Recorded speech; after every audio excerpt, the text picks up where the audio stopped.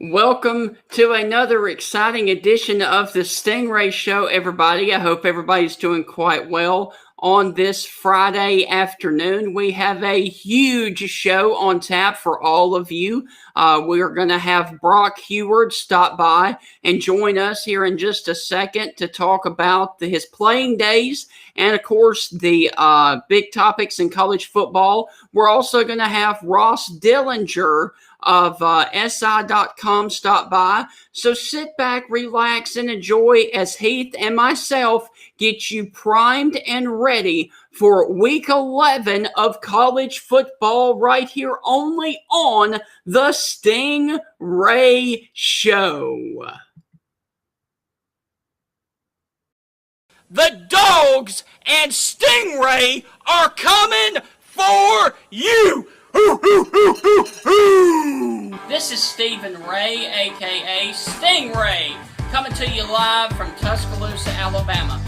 Good afternoon, Mr. Feinbaum. Stingray here, and I'm about to shoot the bull with you like all the Auburn students do down at Auburn. Worst defense ever! So without further ado, here is the biggest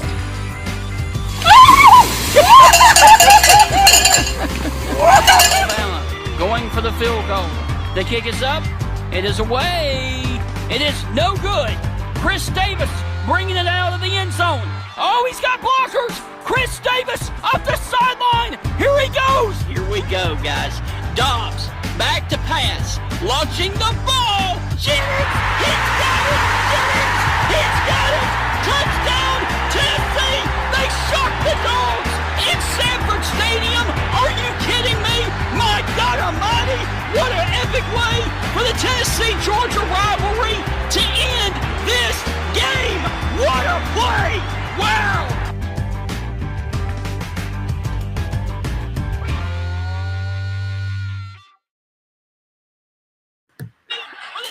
Welcome inside another exciting edition of the Stingray Show, everybody. We got absolutely no weather of anything to talk about, but a lot of college football on tap for today. So let me go ahead and bring in my co-host, Heath. Heath, my friend, how's it going today? It is going quite well, Stephen. How about yourself? I'm doing good, man. And we have a huge show on tap for you. And we've actually got something new that we're going to debut today. We're going to call it Crazy Fun Sound Bites of the Week. And we will start off with the one, the only, the man himself, Mike Leach from last weekend, talking about his commitment and the fans' commitment to Mississippi State and what his message is to the fans who are really upset with his tenure there so far.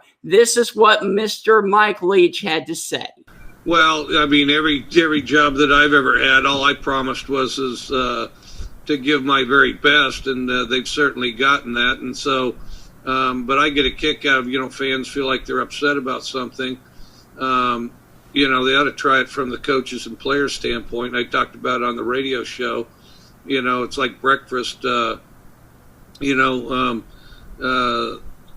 chicken's involved, but the pig's committed. Okay, so coaches and players, we're like the pigs. Okay, and but I certainly appreciate our fan support. There were cowbells. I thought we had a great crowd. I thought they did a great job as far as lifting our team at key times, inspiring us on all sides of the ball, because there were key contributions on all three sides of the ball, and that was key. And then,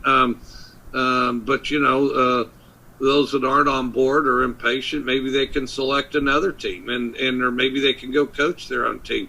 And I think that and then you can evaluate how their team does and see how it all shakes out.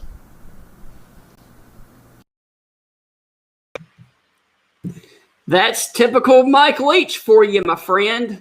I like how he went after the water after his little spill there. But, Stephen, to slightly correct you, I don't believe there's that many Mississippi State fans that are upset with Leach. Right. Are there a minority that are upset with him? Yes.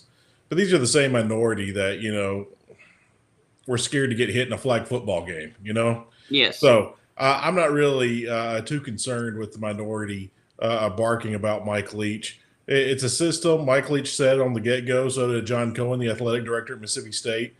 This was going to be a 2-year process to turn Mississippi State into an air raid offense. So if you're in that minority that doesn't like it, you better buckle up because you got another year of it. Yes. And so let me also just go ahead real quick and play this other little crazy soundbite from this past weekend, and then we will get into something else. But this was Will Muschamp after they got beat this past weekend by Texas A&M at home. He was asked about how the fans should react, and this is what old Coach Boom had to say. I hope they're pissed off, and that's fine. And in the last 2 performances, I don't think there's any doubt they should be disappointed with how we played and performed and how we coached. We're going to continue to work, and we've had success here. And, our first 3 years as a tenure, we had won more games than any other coach did in here, and we plan on continuing to have success here. And I think we've recruited well. I think we've got good players in our program. I'm disappointed with our last 2 outings. I would agree with that. They've been playing really subpar their last 2 outings. Yeah, I'm just surprised Coach Boom didn't drop a 4-letter word. I agree with that. Also, we are about to join, Brock Huard is about to join us, but I do want you guys to be a part of this show. So during the interview that we did with Brock Huard, if you guys would like to be a part of the show and actually come in and talk with us live on the show, go on ahead and send me in your direct message and your questions, and I can send you the link where you can actually join us on the show. So that's going to be a lot of fun. We've also got some other people lined up that are going to join us around the 1:25 to 1:30 time frame to get their questions in as well. So if you would like to join them, go on ahead and send us in your questions. But without further ado, let's go on ahead, Heath, and tell everybody about our huge first guest today. Well, Stephen, you could have seen him on the SEC Network over the past few years, ESPN. You could have seen him in studio talking college football between games. Came on after game day. So yes, you could have also seen him play football at the collegiate and NFL level. He was Peyton Manning's backup with the Indianapolis Colts for a while. They are now neighbors. He's got a fun story to share with us. But, if you don't know who we're talking about, he'll be doing the play-by-play call. He'll be the color analyst for the Green Bay-Jacksonville game this weekend with the NFL. The one and only, none other, Brock Huard will be our guest today. Well, Heath, are you ready to bring in our very special guest for this afternoon? I am thrilled. I got my questions here on my phone, and I'm ready to bring on Brock. Absolutely. And real quick, before we go ahead and bring him in here, let me just go ahead and show you the highlights real quick of Brock Huard. So he was a former player at Washington and then, of course, went on to the NFL. So without further ado, here is our very special guest on the Stingray Show today, Mr. Brock Huard. Brock, how are you doing today? Good to be with you, boys. I'm doing great. I was telling you guys off the air that my oldest daughter's a senior in high school and signed her national letter of intent to play basketball at the University of Montana just this morning. So we've been busy with festivities, celebrating her, and just been a great day. Brock, we're the same age. Your kids are older, so I guess that makes you the old man since we're the same age, right? Yeah, I got started early. I married my wife, who was a basketball player at Washington. We got married right at the end of college, so it'll be 22 years in May, and got a senior, a sophomore, and then my little guy is a 5th grader. Wow. Hey, listen, real quick, I've got to ask, with all of this craziness going on with the pandemic and you being a broadcaster, how insane is it now to get from place to broadcast? Yeah, that's a good question. It's more of like Monday to Thursday. You're just kind of waiting by your phone to see whether or not you have a game on Saturday. It literally, right? Like every hour of every day, we're learning, and this week obviously has been a bit chaotic in the SEC. My little brother's down there in the SEC, and it's, they're doing the right thing. They're being extra careful with contact tracing and everything else. So Monday to Thursday is a little crazy, but I will say, once you get going and traveling, it's pretty nice. There's no lines at the airport. There's no line. There's not as many lines at the rental car. Getting in and out of stadiums. I'm at Lambeau Field this weekend. It's a little bit surreal with nobody there, but getting in and out is easier than it's ever been in about 15 years of doing this. Brock, we know that you've called a couple SEC games over the years. What is your couple of your favorite SEC venues and why? Yeah, Knoxville is way up there for me. The University of Tennessee. There's something about, I played at the University of Washington, and there's something about being able to boat to a game, right? The University of Washington and all Navy, Neyland Stadium. Those are the two where you could take a boat. They got their big river boats, the Volunteer Navy, and then that place, just the colors. I love that orange checkerboard. The people. There's an incredible barbecue place called Dead End Barbecue that Joe Tessitore turned me on to. So I would say that Knoxville is way up there. Baton Rouge is at night. I had a chance to do that one time, and that was like that was like a Star Wars scene, man, when they went in the alien bar. I mean, it was crazy fans. So those are probably a couple. I mean, all of them though. The hospitality on the plains at Auburn is special. Georgia's built into campus. It's got a great booth for us to call the game from. There aren't too many bad locales. The Swamp's a little hot and sticky. But, it's hard for me, though, to beat Knoxville. Well, since you mentioned Knoxville, one of the most famous guys to ever put on that uniform, Peyton Manning, and you and Peyton were teammates with the Colts. You got any fun Peyton Manning stories for us? Yeah, we were. And you know what? We're neighbors. He lives down the road out here in Colorado, and our sons are playing hoops together this year. And so I still get a chance to see old Peyton. Man, Peyton was – he was such a smart dude. I mean, as talented as he was throwing, as tough as he was, I don't know if people they probably assume because they see how talented he is doing commercials or Saturday Night Live or whatever he's doing. So you probably assume that he's a pretty bright guy. But, when you spend a couple years around him, as I did, he's pretty well versed in just about everything. He's a tremendous businessman. He's quite the family man now with his two twins. And he's generally a pretty good dude. When we played, he was a lot more intense than he is now. So we get along a little bit better, I think, in our mid-40s than way back when he was so driven, so intense, and obviously one of the greats to ever do it. All right, if there's a 2-on-2 father and son basketball game, who's going to win, you or the Mannings? Oh, yeah, we'll win. Yeah, we'll win. I mean, yeah. My son's got some size. I think my son's an early bloomer. So he's got Peyton's boy by about a foot right now. So I think we kind of body him up. Peyton's got all the neck surgeries, so I'd go right for the jugular. I'd go right for that thing. Do you have any Eli stories? There's a lot of folks here in SEC country that always want to put both of them in the same sentence, Eli and Peyton. You have a fun Eli story for us? Oh, Eli's just a good dude. I will say, I think this has been out there, how big Peyton and Eli were. Like, my little guy is big. But I think Eli, you could check me on this. I think he was just shy of 13 pounds at birth. I know Peyton was like over 12, and poor mom, man, she birthed some big old boys because my dude was almost 10 pounds, and he's got a head like mine. And I know when Eli and Peyton were born at over 12 pounds, that had to be no fun for Mama Manning. Yeah, Miss Olivia, God bless her. Yes. Well, let's go back to some X's and O's right now and talk about the game that you actually called this past weekend. In your opinion, how bad is this Michigan football team? Yeah, they're troubled right now. I think I can say that pretty confidently. They're troubled in experience. They're just kind of troubled in confidence.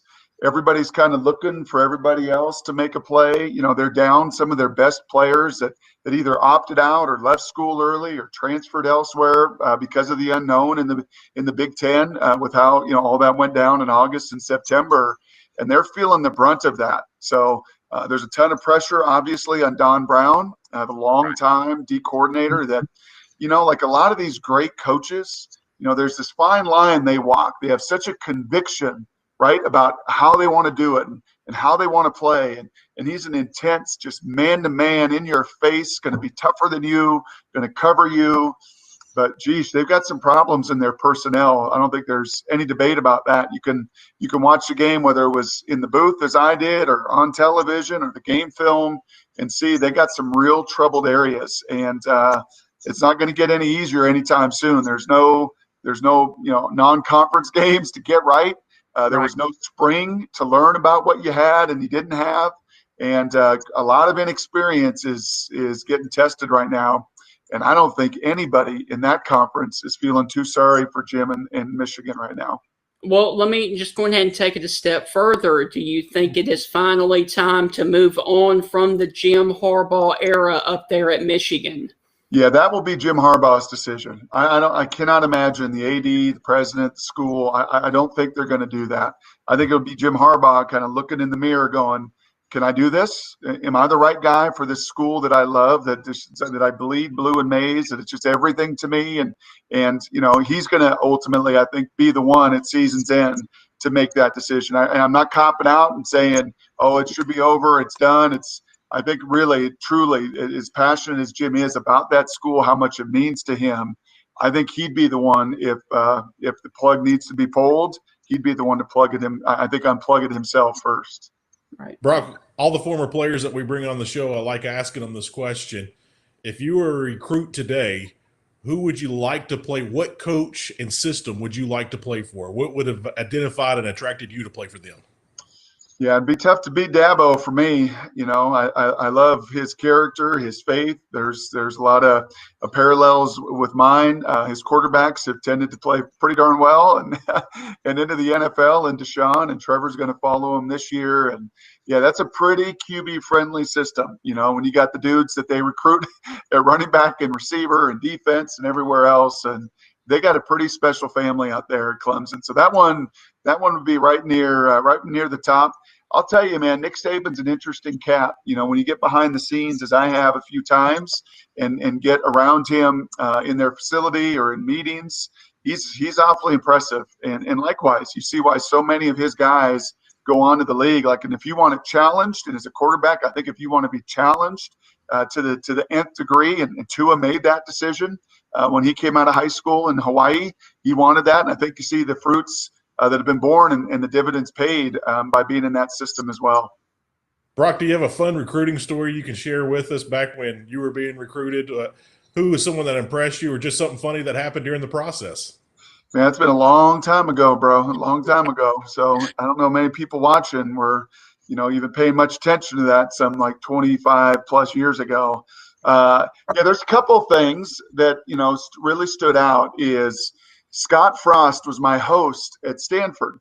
Scott Frost went on to win a national title at Nebraska, right?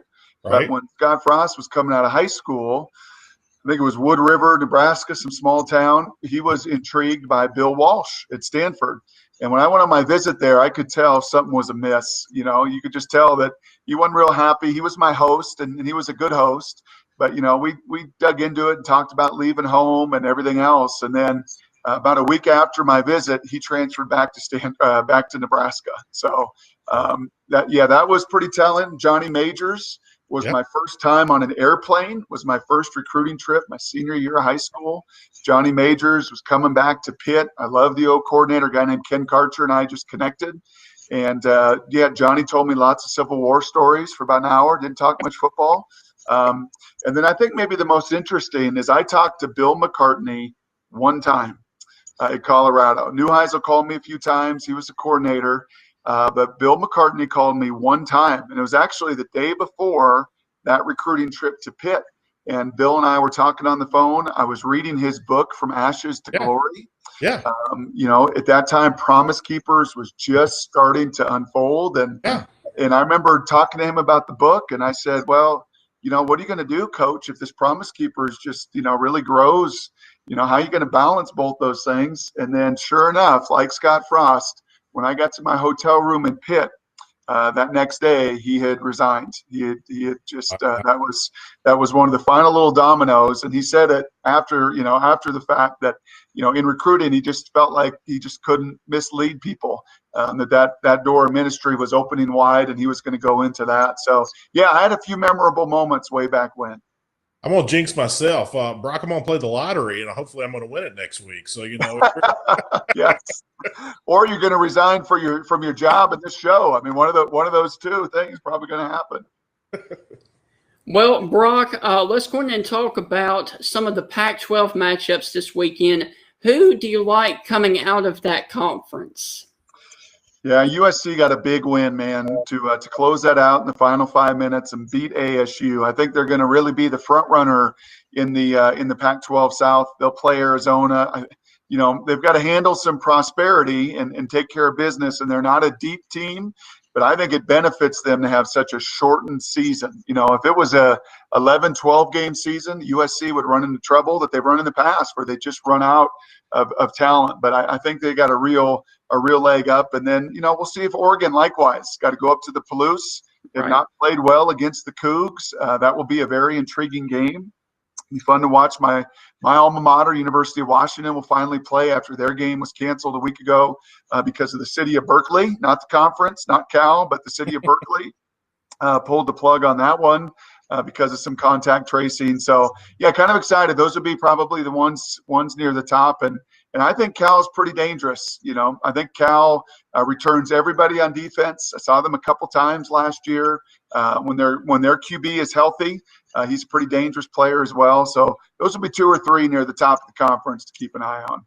You mentioned Washington State and Oregon. Mike Leach seemed to have the Ducks number for a while. Obviously, Leach is gone. He's a big name here in the South, and we talk about him almost every show here. But with that being said, Washington State, new coach, Oregon. I mean, I'm sure the Ducks are very happy not to see Leach in the air raid. How do you see that game kind of going this weekend? Yeah, it's a little different. Nick Rolovich is a character now. You're going to get to college football is going to get to know him a little bit more. Success at Nevada, success at Hawaii. I think the perfect fit to follow Mike Leach, because he's also one that doesn't mince words. Kind of gotten in some trouble. If he was in a bigger market, some of the things that he said over the weekend may have gotten even more attention. But I think he likes exactly where he's at. And they're not the air raid; they're the run and shoot, and they're going to be a little bit more balanced. Got a true freshman out of Hawaii that's playing at quarterback for them. But I think Oregon's pretty talented, man. They're pretty fast, pretty deep. I think ultimately it'll be Oregon. SC is the most talented teams that more than likely will meet when it's all said and done. That was going to be a question I was about to ask you. Who are some of the powerful teams there out in the Pac-12? But who's a dark horse that, no one's not really watching, but they're kind of lying in the weeds and they're hungry for it? Who's that team? Yeah, I think probably Washington to that degree. They lose Jacob Eason. They lose some NFL guys at receiver and on the offensive line. Their best defensive player is a big old D tackle that would play at any SEC school. Levi Onwuzurike, and he decided to opt out, get ready for the NFL. But they still got a lot of dudes on defense. Jimmy Lake's an unknown, elevated from D coordinator to head coach, with Chris Peterson walking away. So I would say that one has maybe the most intrigue of anybody, and still some very, very talented players, especially defensively, that they'll keep them in a bunch of games. And one final question for me. I think it was a couple of weekends ago, you had the Oklahoma State versus Texas matchup, and you really didn't like the overturn of the catch, no catch there with that wide receiver. Do you kind of feel like that maybe in some instances these conference officials protect the big dogs like Texas and Oklahoma? I don't think in that case, in that replay booth, I really don't. Like, if you see the mechanics of that, it's a pretty lonely place for that replay official or two that are sitting up there. And that is one of the hardest to judge. They will tell you, replay officials, catch, no catch is even tougher than targeting in many ways. And that was, man, when you ruled it that way on the field, it was such a phenomenal catch that I just hate to see those overturned. So that's not an easy job, but no, I don't think there's anybody in that ear of that replay official going, hey, it'd be helpful if Texas, found a way to win, Right. especially in that case, because Texas already had a couple losses in conference. Right. But I know where you're coming from. I think sometimes, in fact, down south, before the season begins, when you set up that scheduling, I think that conference knows how to take care of their big dogs and what they've done in the past a little bit more than the folks in the Big 12. Wow. Brock, this is not a gotcha media show. I'm not trying to slide one past you or make you upset, but it's been 1972 since the Pac has had an outright national champion. We know about LSU and USC had a share a national title, and I believe USC would have beaten LSU, Nick Saban's LSU team that year. And also we had another split title, I think you know a little bit about, with Miami and Washington. But with all that being said, why hasn't there been an outright national champion from the Pac since 1972?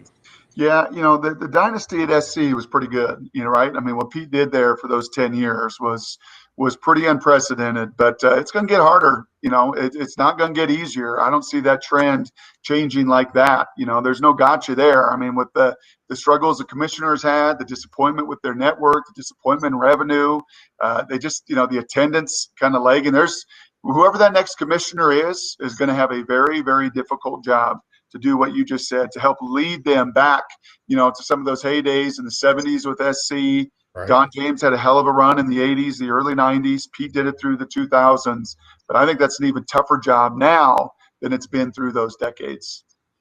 Well, Brock, before we head out, is there anything that you would like to plug or say or give a shout out to? Well, I'm doing some work with a ministry called Compassion International. And actually this week we're launching an initiative called Fill the Stadium. And you can go to fillthestadium.com. It's pretty awesome, man. You'll see the long list of team members really across the NFL, baseball, golf, basketball, a lot of guys that are jumping aboard the team. And the idea is that Compassion has lost about 70,000 kids through this pandemic that they've not gotten sponsored through concerts, through conferences, through churches. So it's a chance to fill the stadium. An average NFL stadium, 70,000. And that's what we're hoping to do, is to get 70,000 kids sponsored. So it went public this week, fillthestadium.com. You can buy a seat. You can get a kid, sponsored and in that stadium. And hopefully we can get that done over the course of the next few months. Amen. All right. Well, Brock, all right, boys. Well, thank you for having me on, and you all keep doing what you're doing. Yes, sir. And hopefully we can do it again soon, okay? All right, boys. Be well. Thank you. All right, you too. Take care. Man, I got to tell you what, that was pretty awesome. Yeah, and when we bring Brock back onto the show one day, we'll mention, it's like, hey, the last time you were with us, your daughter signed with the Grizzlies. So he might remember what a great day this was.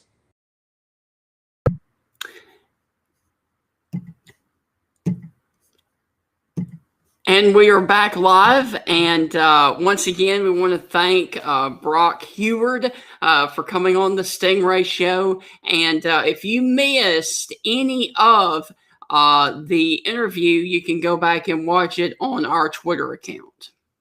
Yeah, Brock, I didn't know what to expect from Brock, but, he kind of called us with some fun stuff there. And before the interview, we told some fun stories, some football stories about University of Montana.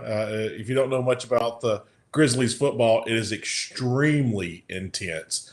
Very small crowd, but it's a very loud and joyous crowd who pelt snowballs at you all game. So we had some fun conversations with Brock before the interview, but what a great time with Brock. He told us some things. He gave us some insight on a few things, but I look forward to having Brock back soon.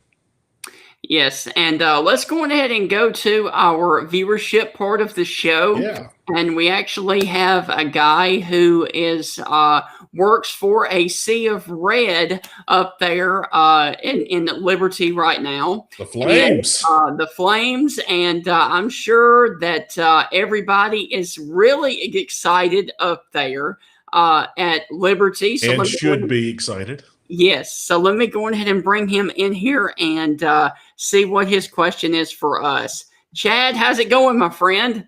Hey, Stingray. How's it going? Good. And let me just go ahead and say congratulations on you guys being 7-0.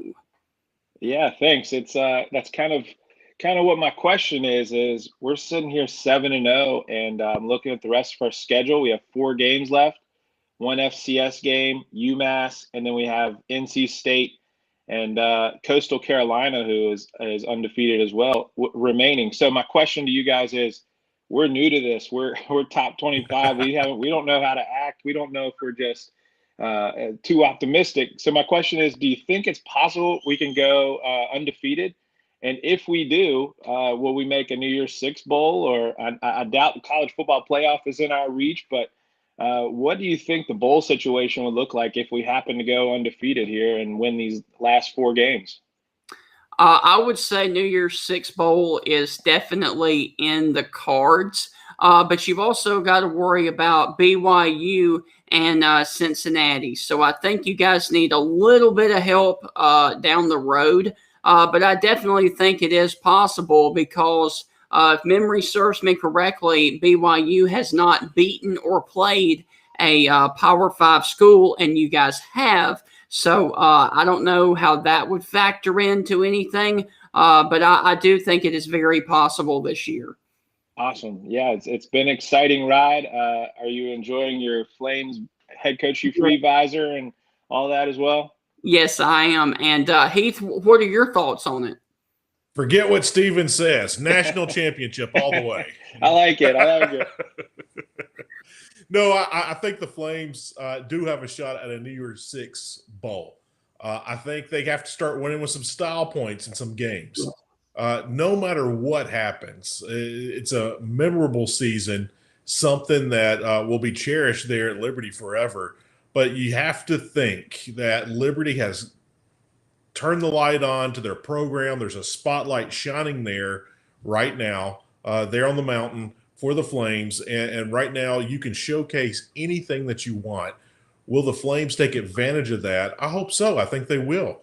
You know, I'm with Steven. I think a New Year's Six bowl is very it's obtainable. It's reachable. It's a goal that can happen. You got to have some style points. You got to finish out strong, style points. You know, if you blow out an NC State and win that game by 4 touchdowns or more, you're going to turn a lot of eyeballs on. So yes. I think it's going to be fun to see what happens. You never know what happens with all this stuff. Of course, you want everybody in front of you to lose, everybody on your schedule that you've already played and are playing to keep winning. Yes. So, if you play Coastal Carolina and they're undefeated, it's going to be a fun game.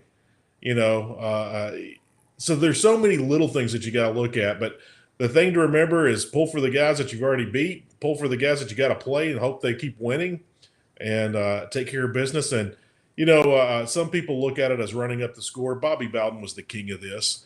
Bobby Bowden, when he was at Florida State, would be winning a game. And sometimes he would put his first string back in when they were up by 28 points because he would hear over the PA system a score update from around the nation. Now, of course, everyone's got phones, and we'll let them know. But he would hear a score update during a timeout, and he would put his first string back out there to run up the score so he would have some more style points. Those things do count. And so will the Flames take advantage of it? I think they will. Yes. Let's go Flames. Yes. Rise to the top.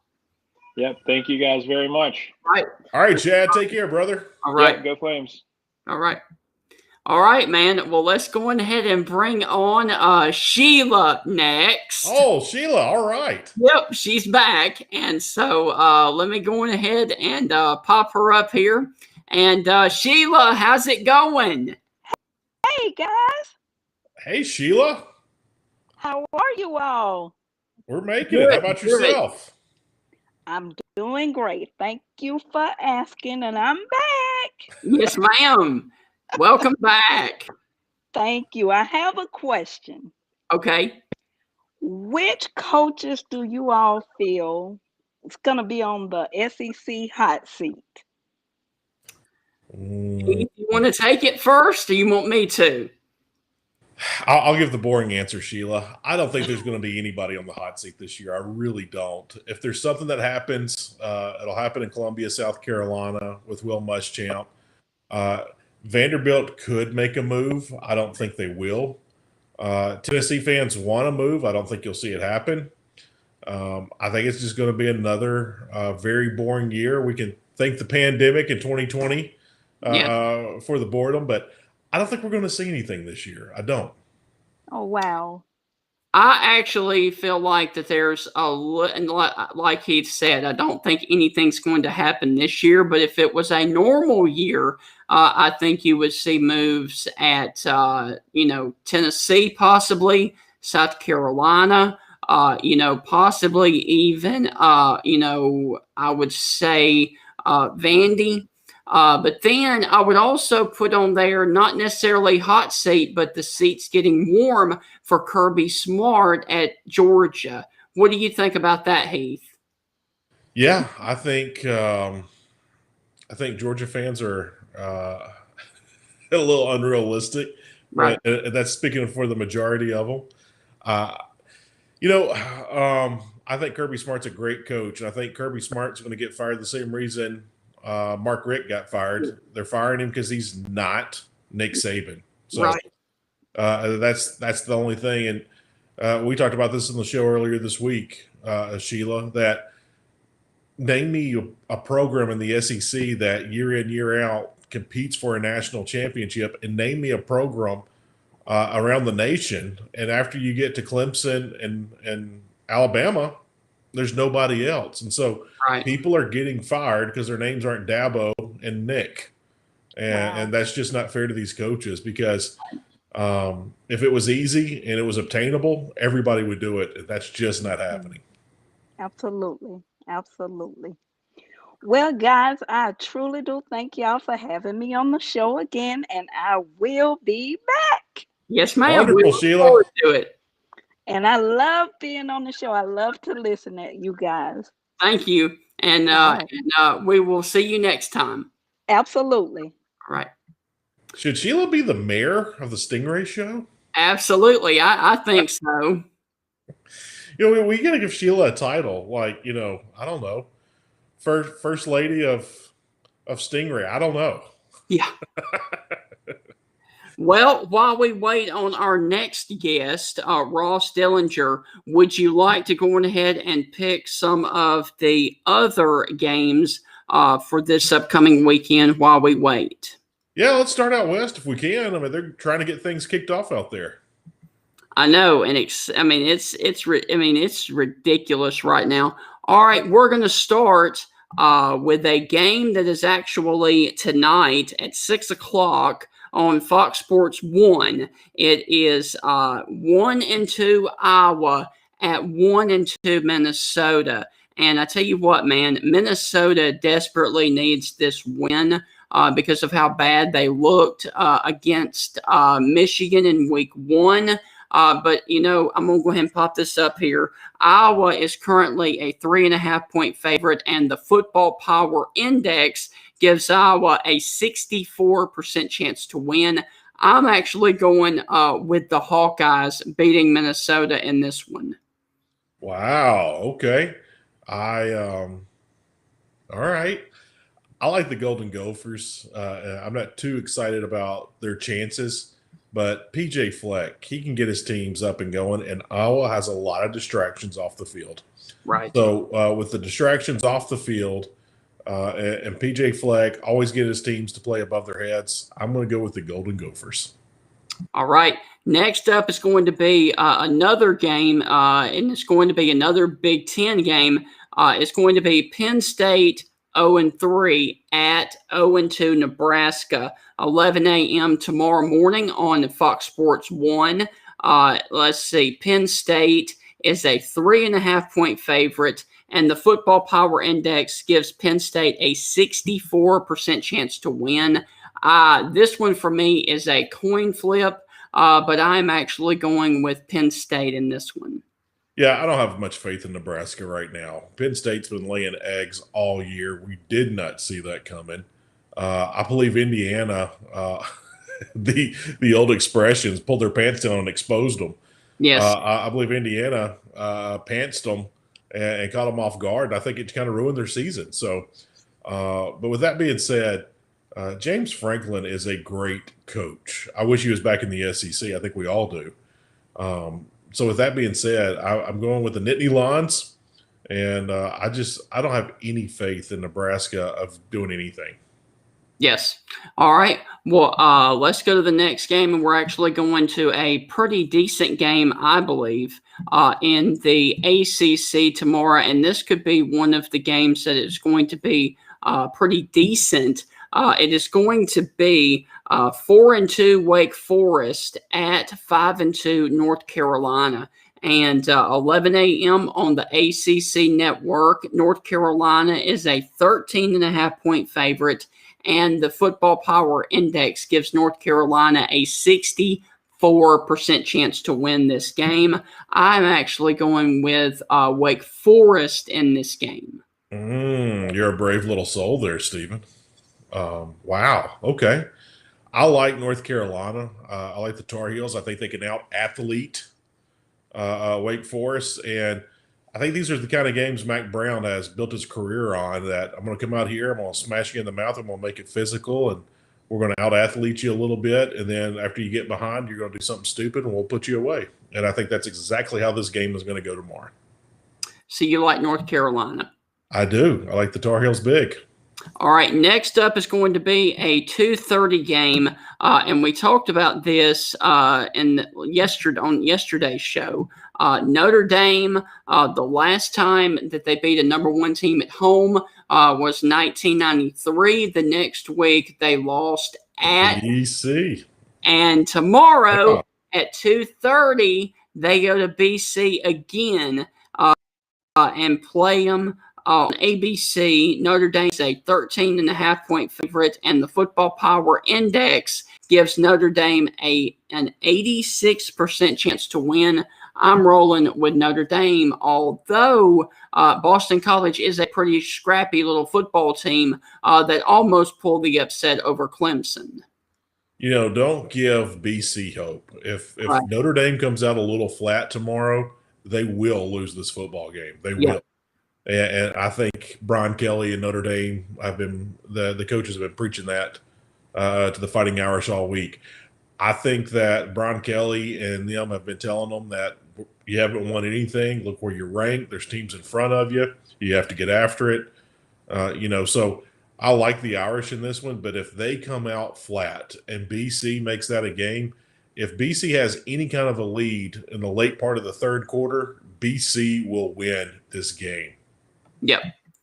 All right. Next up is going to be a game, the first game of the year for the Fighting Kevin Sumlins, because their game last week was actually canceled.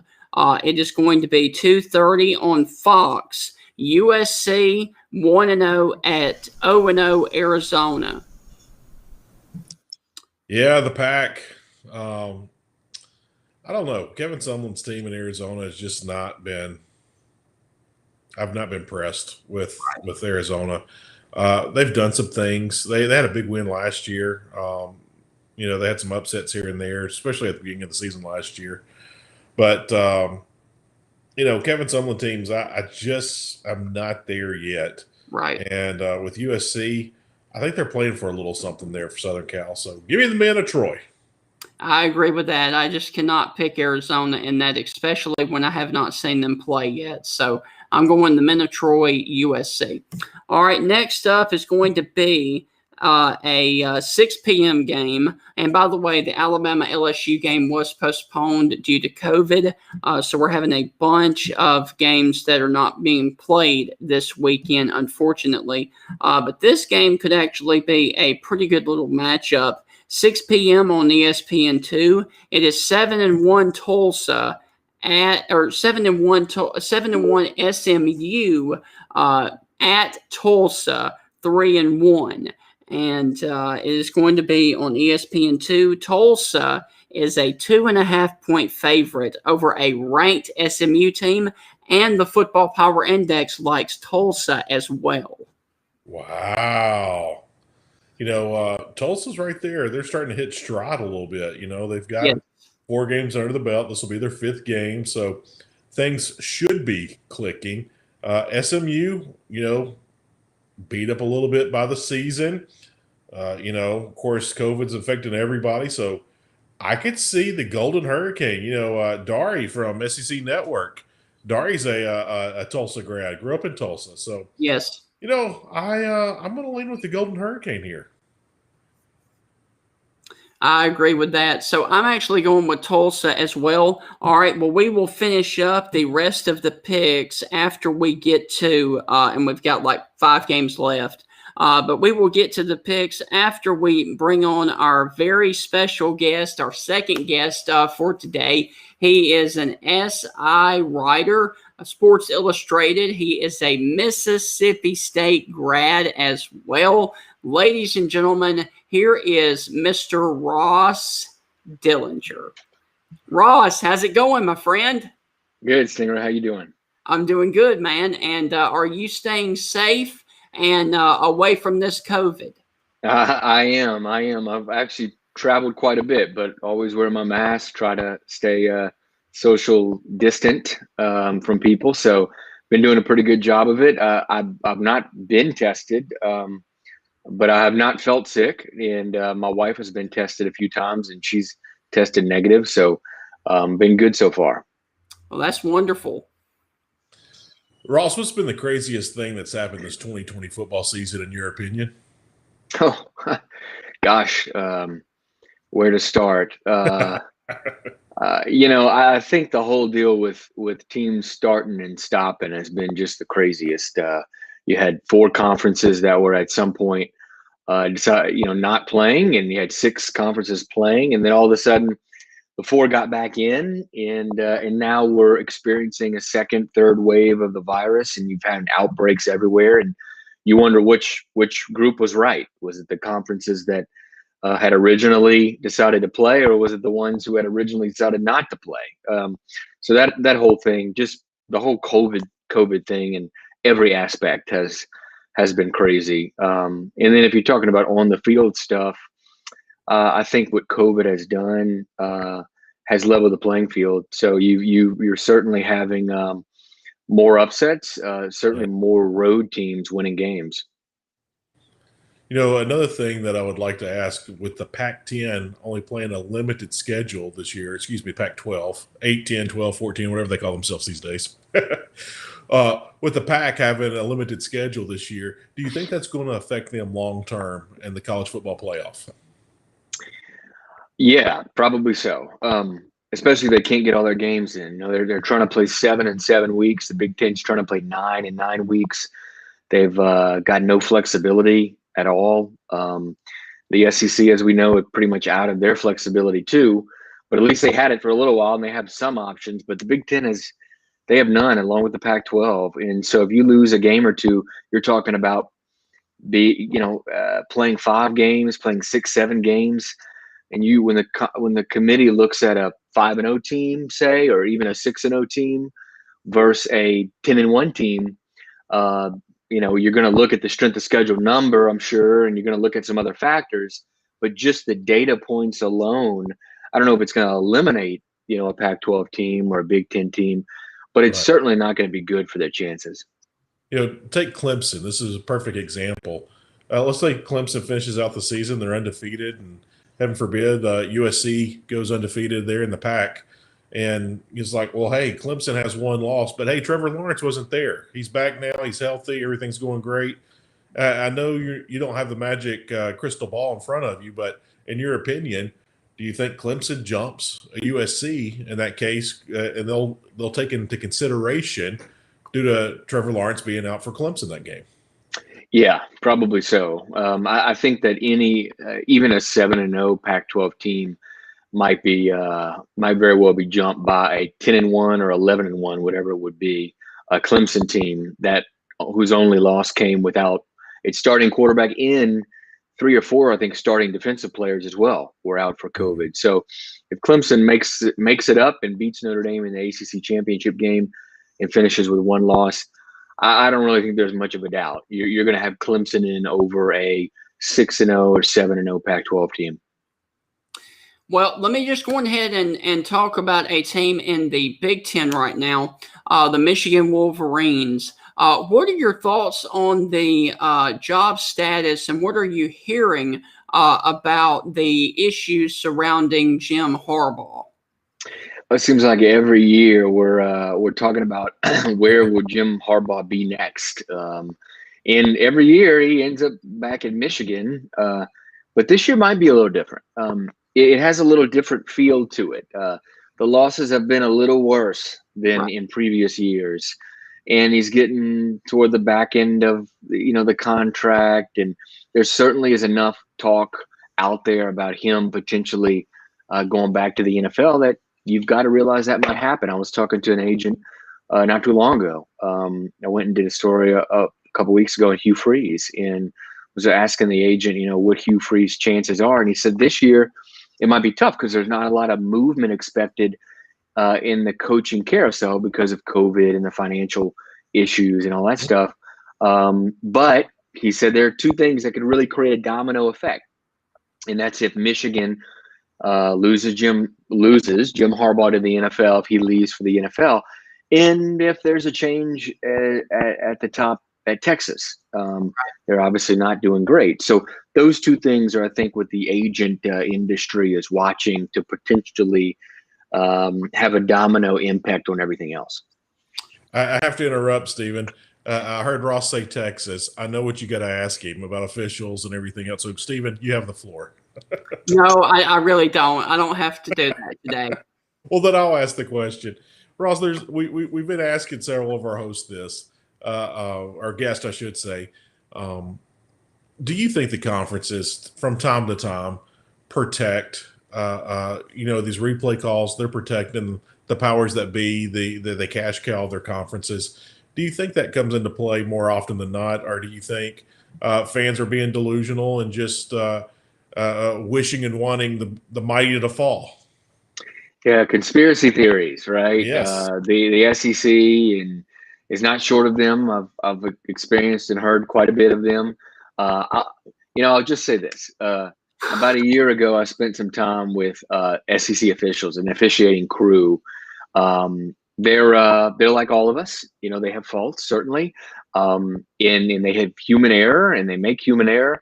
But man, these guys, they spend a lot of time on their craft. It was incredible to watch them for a weekend. I spent like 2 days with them.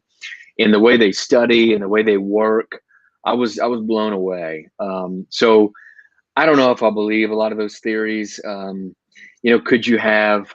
No, I think one of the things that is true is, could an official be impacted by whatever sideline that he's running along or operating on? I think that actually does have an influence. I think we saw it in the Notre Dame Clemson game.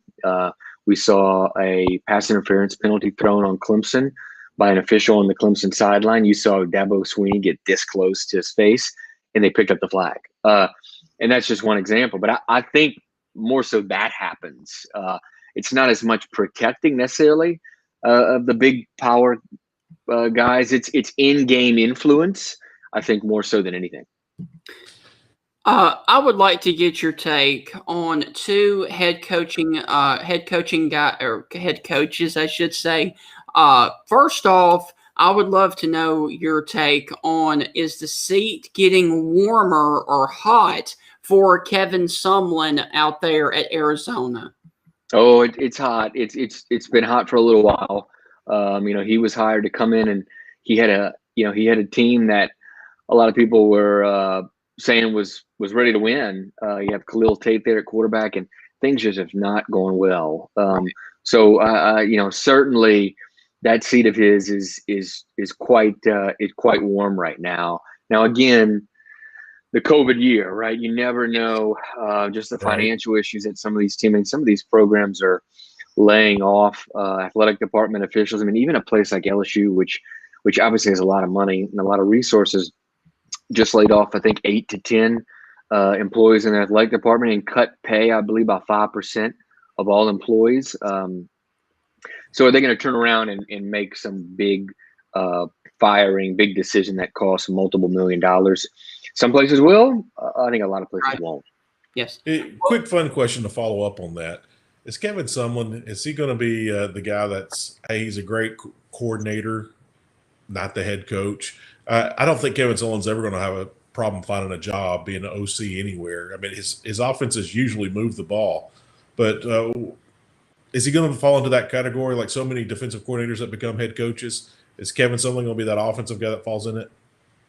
Sure. I think that's certainly a possibility. Like you said, go back to Kevin. I think he was at Houston, was his first head coaching job, and I believe his coordinator at the time was Dana Holgerson, and he had a couple, I think, while he was there.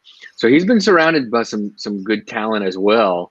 And partly he got on how he got on the big stage was that success at Houston.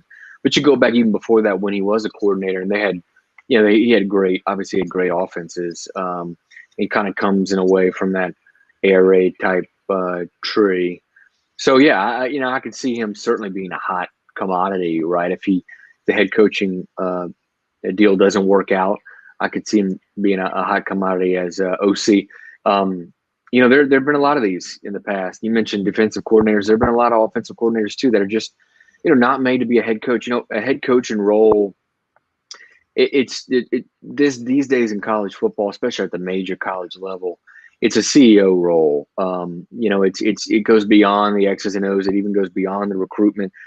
There's so much organization involved, and it really is like a CEO role. And some of these coaches just aren't cut out for that. You've got to pull yourself away from the X's and O's as a head coach, and be more of a manager of a program a lot of times. And it's tough to balance the two. And so you've got to pull yourself away from X's and O's. And that's something that a lot of coaches can't do, or they don't have the personality, to manage a program or kind of act as the CEO of it. Well, let me ask you this. What in the world happened to the high-flying, exciting Chip Kelly offense in your opinion? Good question. It's kind of like asking in an opposite way, what in the world happened to the Bo Pelini defense that used to be so good? And I think both of them, in a way, are similar. They answer to both questions. These guys, and it's been a few years since they were in the position they're in. Chip Kelly was out of college for a while. Bo Pelini was out of major college for a while and was a head coach and not a coordinator. Things have changed in the college game. Things have changed, and offenses have changed and defenses have changed. And when we have these new kind of fads or whatever you want to call them that come through college football all the time, and Chip Kelly was one of those back in the early mid 2000s. He came in with his fast-paced spread offense.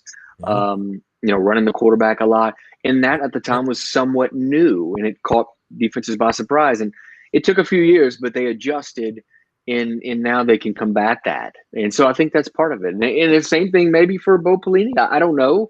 But offenses have changed, and they've evolved, and defenses have to evolve with it. And we've seen the struggles down there at LSU. And obviously we've seen the struggles at UCLA because now I will say UCLA seems to be scoring points still somewhat, but they don't seem to be able to slow anybody down. Ross, to follow that up, two questions. You mentioned Bo Pelini and LSU, and we've already been talking about the hot seat and things. We saw Gene Chizik get fired 2 years after winning a national title there at Auburn. Is LSU following that same pattern? I mean, how many games would Eddie O have to lose next year down the bayou to get canned from LSU? I mean, I'm thinking that seat is starting to heat up, and Bo Pelini did not help at all.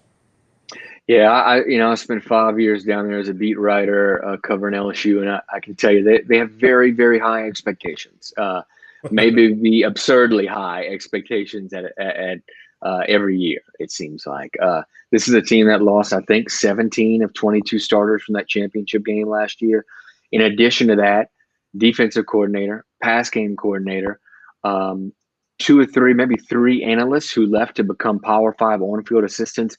They lost a lot, just literally as much as probably any other championship team in history. But they should probably be playing a little better than they are, specifically on defense. And it goes to Bo Pelini, and he signed a 3-year deal, paying him $2.3 million a year. So you have to cut him a check of roughly $4.5–5 million to say goodbye.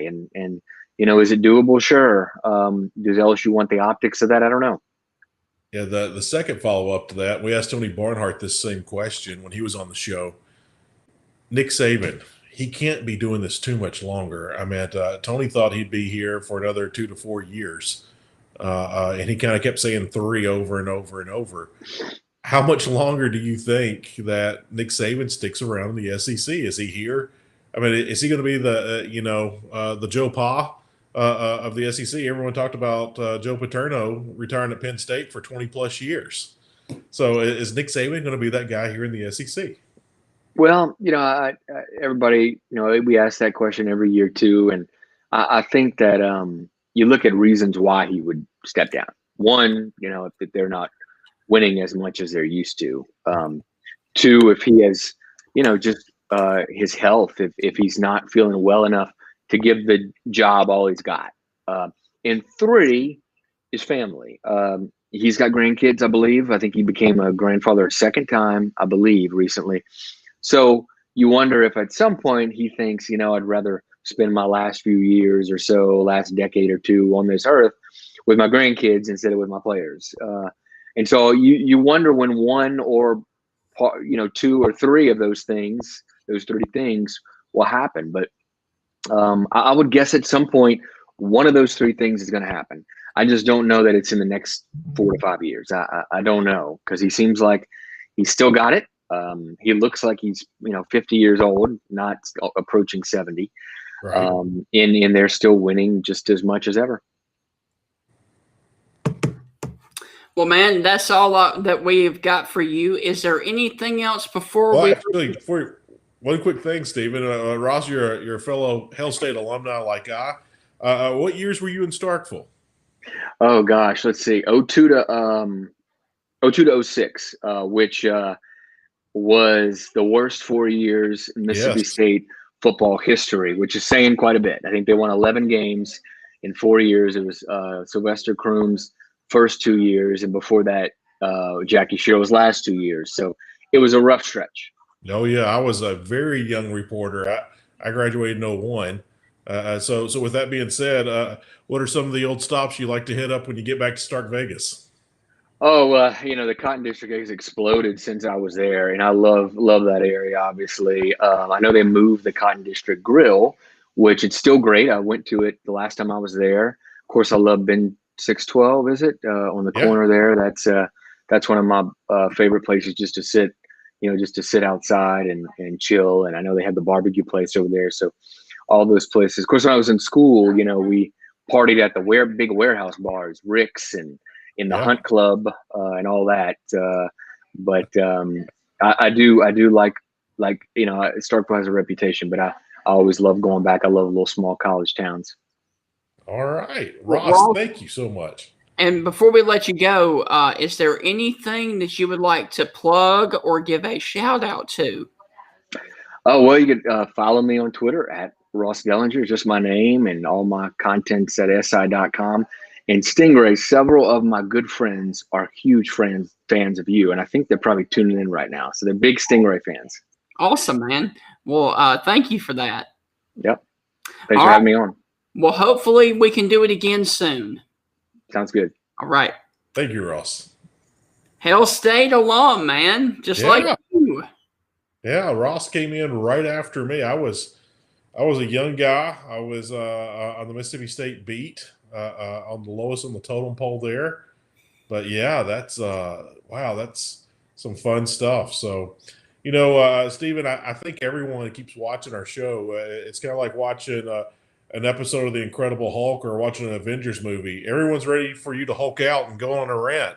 We're still waiting on it, man. Not right now, I don't think. Well, man, let's go ahead and finish up with the picks. And we have an 11 a.m. game.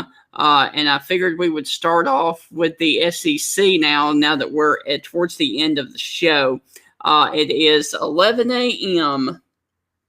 On the SEC network. It is 2-4 Kentucky hosting 0-5 Vanderbilt. And Kentucky is a 17.5-point favorite, and Kentucky has a 94% chance to win this game. Wow, 94. Whoa. When's the last time Kentucky has scored more than 17.5 points in a game? I'm not sure. I don't have that pulled up. I should have done that research. But, yeah. Stephen, are you ready for it? I need to trademark this phrase. Yes. If Vanderbilt does not win the coin toss, they will not win anything for the rest of the day. Wildcats all day. I will say this, though. I do feel like with as bad as Kentucky's offense is, this might actually be a game where Vandy could sneak up and get an actual win. But I'm going Kentucky Wildcats all the way. Yes. All right, next up is going to be an intriguing game for me, just simply because Felipe Franks, the quarterback for the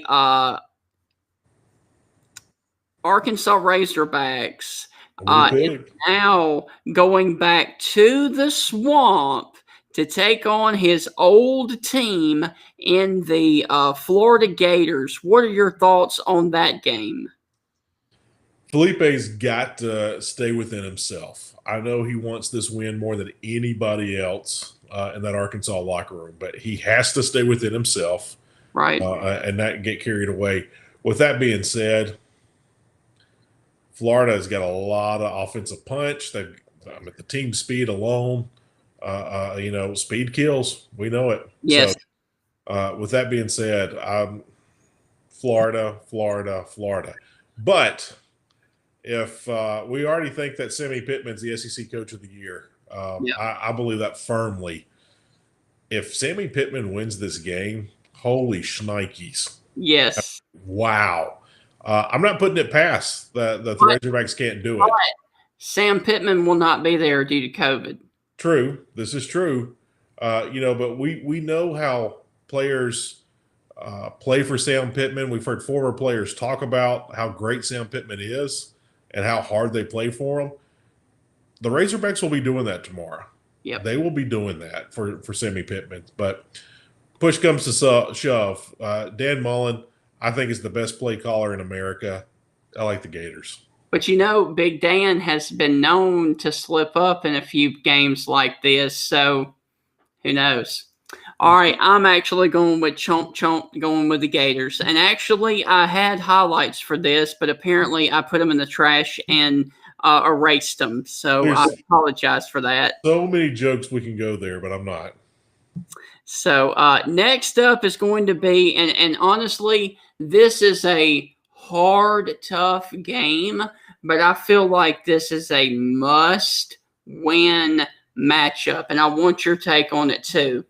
It is going to be 1-0 Wisconsin traveling to the Big House to take on 1-2 Michigan. This is the primetime game on ABC at 6:30. Wisconsin is only a 4-point favorite, and Wisconsin has an 87% chance to win against Khaki Pants. Yeah, Mr. Khaki Pants needs a win.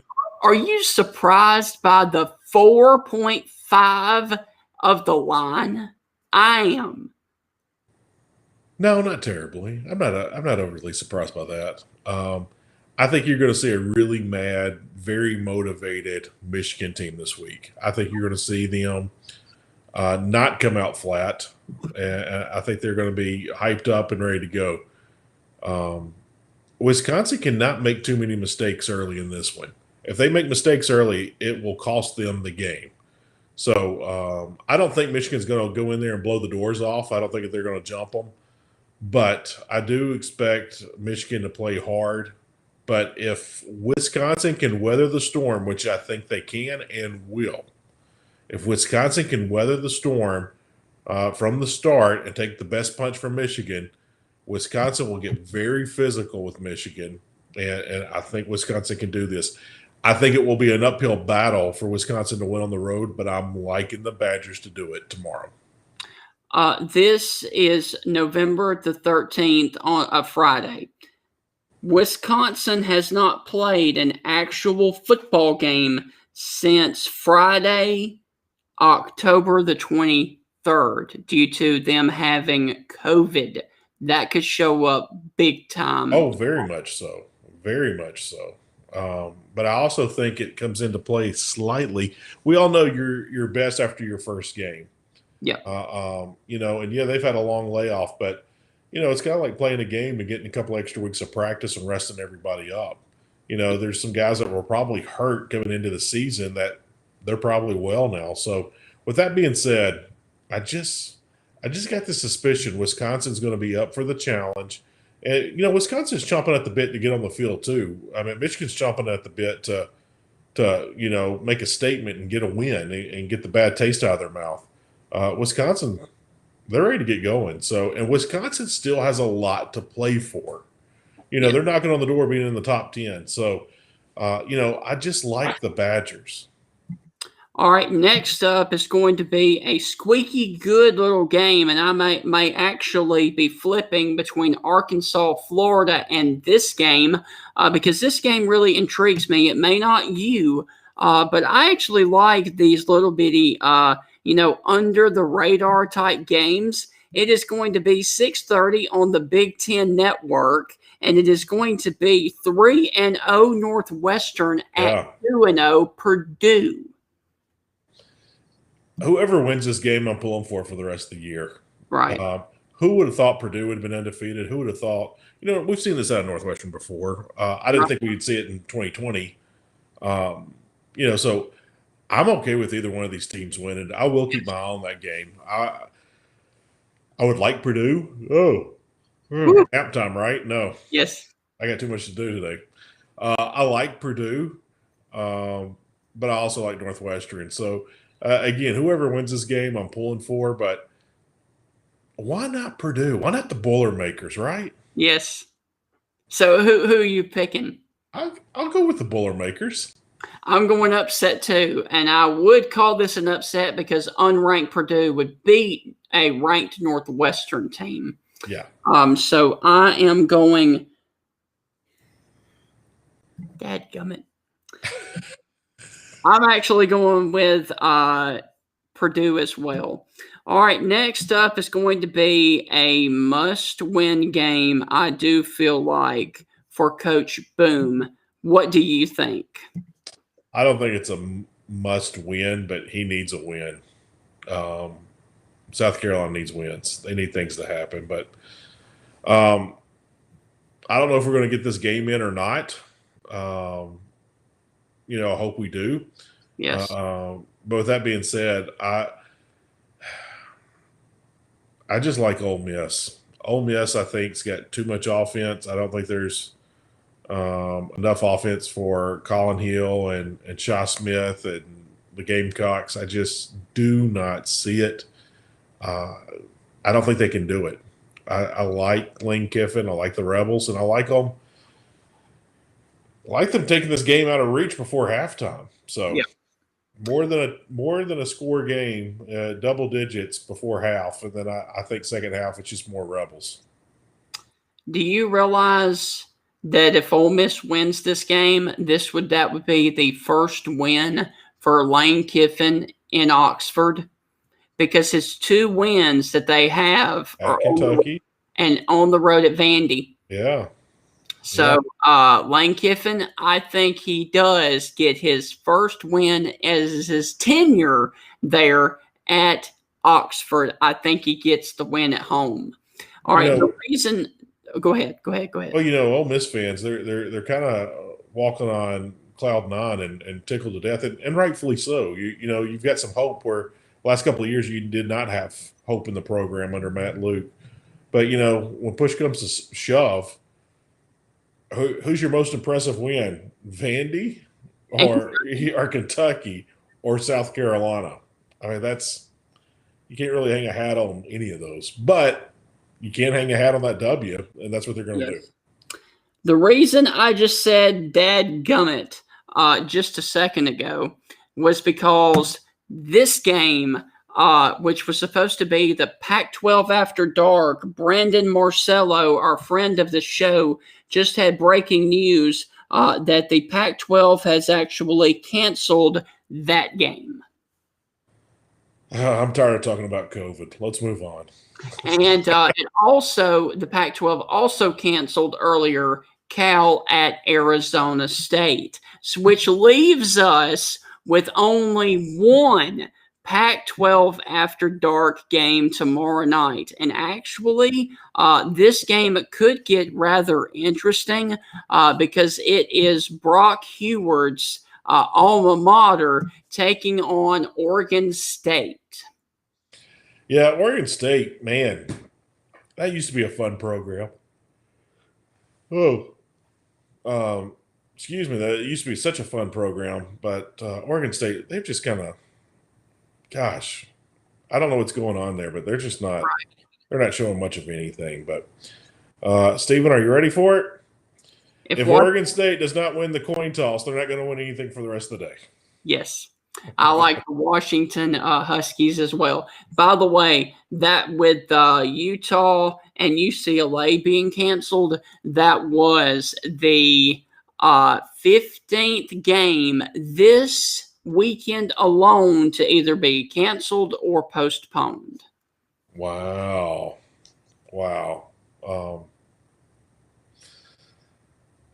I'm tired of talking about COVID. Let's move on. All right.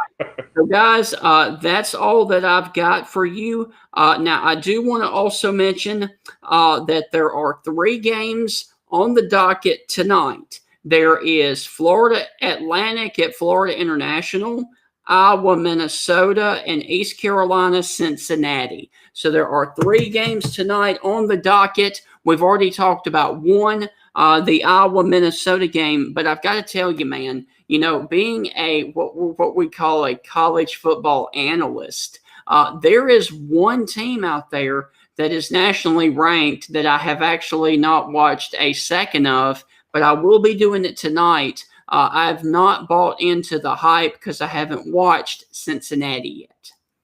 Yeah, Cincinnati's a scrappy little bunch, man. They're a good football team, Stephen. They're a fun team to watch too. So enjoy the Bearcats. And that game is tonight at 6:30 on ESPN2 against 1-5 East Carolina. Yeah, the Pirates. So that game could be over by the end of the first quarter. You want me to say it again, Stephen? Sure. If the Pirates don't win the coin toss, they're not going to win anything for the rest of the game. Yep. And by the way, like I said, there's only one Pac-12 After Dark game tomorrow night, and that is Oregon State at Washington. All right, man. Well, that's going to do it for this edition of the Stingray Show. I hope everybody enjoyed it. And if you missed it, you can go back and check it out on my Twitter page at StephenRay30. And if you did see it and you want to see it again because you're a nerd, you're more than welcome to do that too. Absolutely. All right, man. Well, that's going to do it for this edition of the Stingray Show. I hope everybody enjoyed it. Enjoy your college football. Be safe. And as always, God bless. We will see you right back here with a normal schedule next week of Tuesday and Friday. Everyone have a great weekend. The Dogs and Stingray are coming for you. This is Stephen Ray, a.k.a. Stingray, coming to you live from Tuscaloosa, Alabama.